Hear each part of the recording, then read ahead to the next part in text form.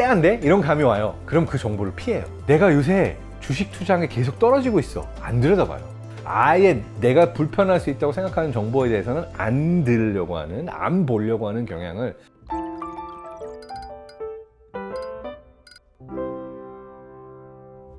안녕하세요. 뇌과학 박사 장동선입니다. 오늘은 좀 진짜 짜증 좀 내고 시작할게요. 선풍기 켜고 자면 죽는다. 미네랄이 효과가 있다. 게르마늄 팔찌를 차면 좋다. 지구 평평설.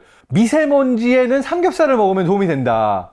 여기서 끝나는 게 아니죠. 요즘 저 제일 화나게 하는 것들이 뭔지 아세요? 코로나19 관련된 잘못된 뉴스들이에요. 정말 보면 너무 화나요. 첫 번째, 코로나19를 예언할 수 있다. 전 세계 전체 띡! 지금 끝났습니다 하면 한 번에 끝날 거래요. 또 뭐 있더라? 중동, 아프리카 쪽에 유행하는 얘기라는데요. 이게 코로나 바이러스가 햇볕을 싫어하기 때문에 나가가지고선 직사광선을 좀 쬐고 뜨거운 물을 마시고 몸을 따뜻하게 하고 햇볕을 쬐고 먹지 말아라. 아이스 아메리카노도 안 되고 따뜻한 아메리카노를 마셔야 된다. 끝이 없어요.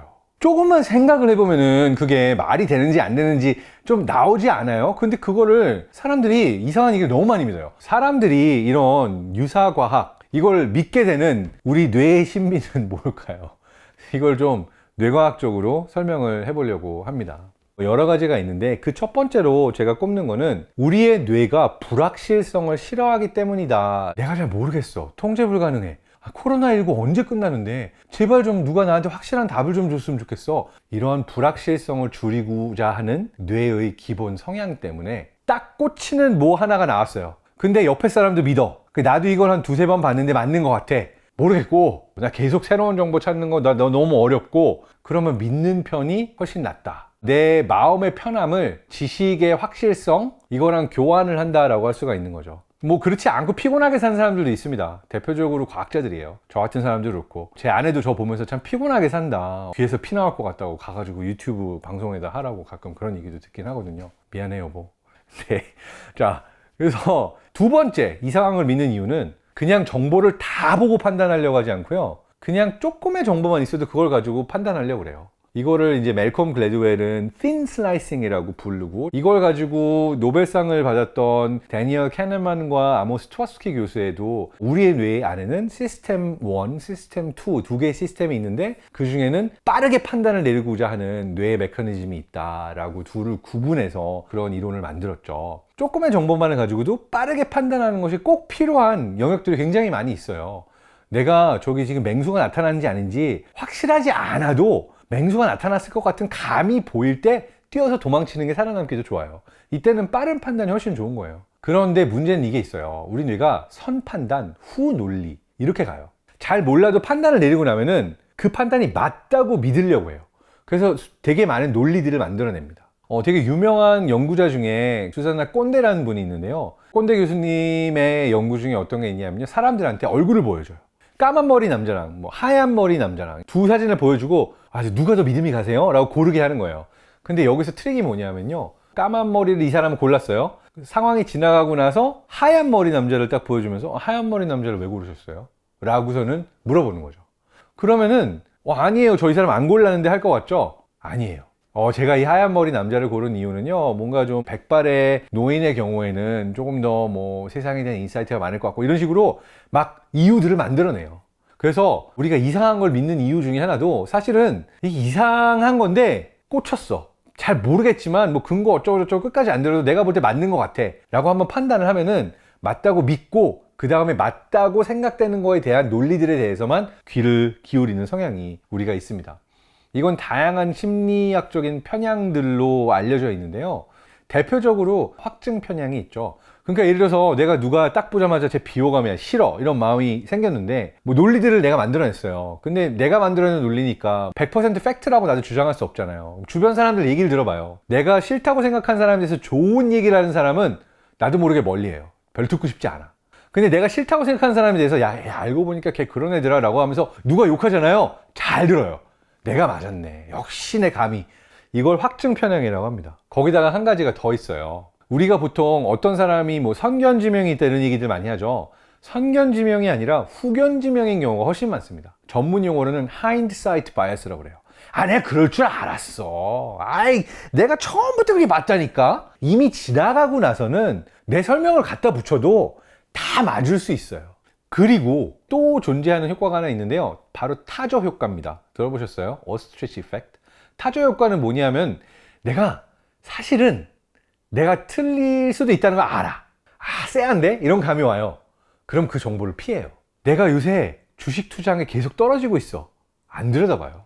타조가 마치 모래 속에 머리 파묻고 싫어 몰라 나 안 볼래 안 들을래 하는 것처럼 아예 내가 불편할 수 있다고 생각하는 정보에 대해서는 안 들으려고 하는, 안 보려고 하는 경향을 타조 효과라고 부르는데, 마늘 먹으면은 코로나에 도움이 된다 믿고 있는 사람이 그렇지 않다라는 증거 안 보고 싶어 합니다. 자, 마지막으로 그럼 누가 이상한 걸 어떻게 믿느냐, 가장 큰 영향을 끼치는 건 또 주변 사람입니다. 어떤 연구도 있냐면 독일에서 극좌파와 극우파가 알고 보면 서로가 굉장히 비슷한 성격을 가지고 있는, 비슷한 특성을 가지고 있는 집단이다, 이런 연구도 있어요. 그렇다면은 이 사람이 근데 왜 극좌파가 됐냐, 왜 극우파가 됐냐? 주변에 극좌파가 많으면 나도 극좌파로 따라가게 되는 거고, 주변에 극우파가 많으면 나도 어느 순간 극우파가 되는 거고, 더 크게 봤을 때는 주변 사람들의 영향, 내가 살고 있는 국가나 문화의 영향, 내가 살고 있는 시대의 영향을 가장 많이 받습니다. 비과학, 유사과학과 진짜 과학을 어떻게 구분할 수 있을까요? 몇 가지 팁을 드리도록 하겠습니다. 과학의 영역에 있어서는요, 과학자들이 이거 절대 진리야, 100% 맞아, 이런 얘기 거의 하지 않습니다. 특정 분야에 대해서, 특정 사실, 특정 연구에 대해서 이야기를 하지 이것을 성급하게 일반화시키거나 절대 진리로 포장하지 않아요.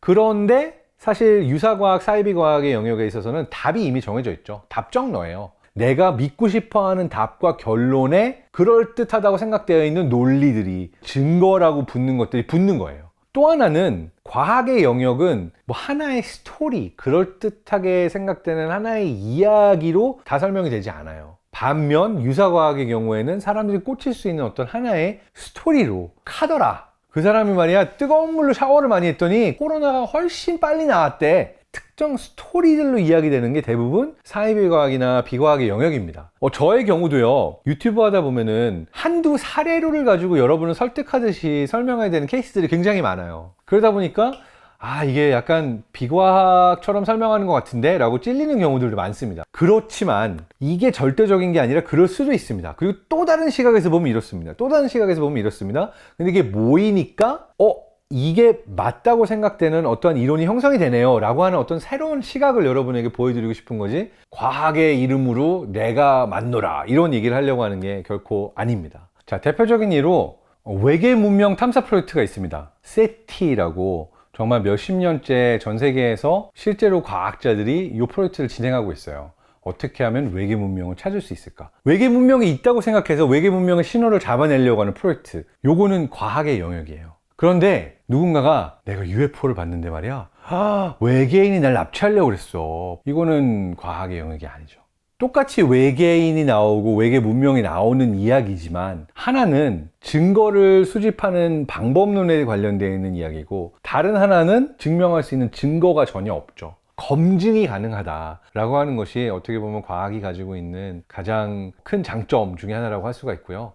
그래서 우리가 비과학이라고 생각했던 영역인데 그것을 측정할 수 있는 도구가 생기거나 정확한 기준이 생기면은 그 분야를 과학적으로 연구하는 게 가능해지기도 합니다. 대표적인 예로 유체 이탈 같은 현상이 있을 수도 있고요. 유체 이탈을 경험한 사람들이 이야기를 했는데 그 사람들의 뇌를 봤더니 공통된 어떤 변화가 있었는데, 실험을 통해서 실제로 일반인의 뇌에서도 비슷한 변화가 일어나게 했더니 유체 이탈이라는 것을 경험했다. 자, 이거는 쌍방향으로 경험한 사람의 뇌에 있었던 변화와 그런 변화를 우리가 실제로 일으켰을 때 경험, 이것이 일치하게 되면 과학적으로 설명할 수 있게 된 거죠. 그런 것처럼 누군가의 그냥 스토리로만 존재하고 이게 가능한 거야? 라고 했던 어떤 것이 과학의 영역으로 들어올 수도 있는 거죠. 다른 이 믿음의 영역은요, 반증이 불가능해요. 그렇다면 그런 거지, 과학적인 방법으로 우리가 체크할 수 없는 경우들도 많이 존재합니다. 뭔가 이 얘기를 듣고 나서도 아니야, 내가 볼 때 이거 맞는데 라는 생각이 들면 여러분의 뇌가 이 수많은 설명에 좀 피곤해 했기 때문에 됐고 나는 믿고 싶은 걸 믿을래 라고 하는 그런 경향이 있는 자, 여러분의 뇌 탓이라는 거, 요거까지도 설명을 하면서 오늘의 영상을 한번 마쳐보도록 하겠습니다. 근데 제가 초반에 화를 냈던 이유는요, 코로나 바이러스와 관련되어 있는 이런 낭설들은요, 잘못 믿으면 사람이 죽어요. 이건 그냥 내가 믿고 안 믿고의 문제가 아니라 더 많은 사람들에게 피해를 끼칠 수 있는 삶과 죽음이 오고 가는 영역이기 때문에 단순히 믿고 안 믿고의 문제가 아니라고 여기고요. 차, 뭐 아이스크림, 뭐 바이러스 예언 이런 얘기는 하지 마세요. 사이비과학이나 비과학, 내 뇌가 지금 피곤한가, 뭔가 그냥 이걸 믿고 싶지 않나, 믿고 싶어서 믿는 게 아닌가, 항상 한번 질문을 해보세요. 그리고 이 영상이 좋으셨다면 좋아요와 구독, 그리고 제 마지막에 항상 설명 빠뜨렸는데 알림 설정까지 부탁드립니다. 여러분 모두 건강하고 행복하세요. 감사합니다.